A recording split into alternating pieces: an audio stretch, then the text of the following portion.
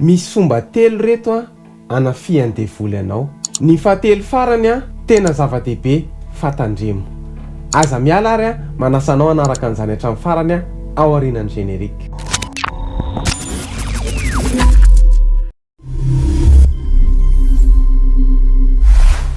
Faly miarabantsika rehetra amin'ny anaran'i Jesosy tompoko a. Fomba telo hanafian'ny Devoly Anao. Voalohany, ny tahotra.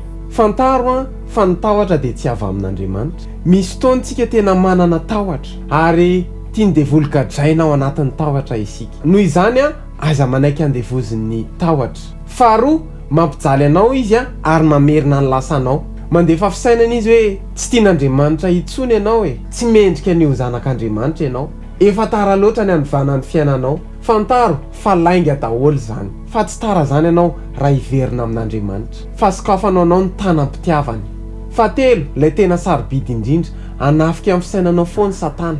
Rehefa tany anefitra Jesosy nivavaka nandritra ny 700 andro sy 700 alina dia nanafika amin'ny fisainany. Satria raha afaka manodikodina ny sainao izy dia afaka manodikodina amin'ny fihetsika ao. Androany a mivavaka izay ho afahan'Andriamanitra amin'ny eritreritra ratsy ene ny sainao. Misaotra anao nanaraka ny video hatramin'ny farany a. Raha nafinaritra anao video dia aza misalasala, like sy micommente sy mipartager dia mamay fotoana antsika amin'ny herinandroany a. Veloma tompoko.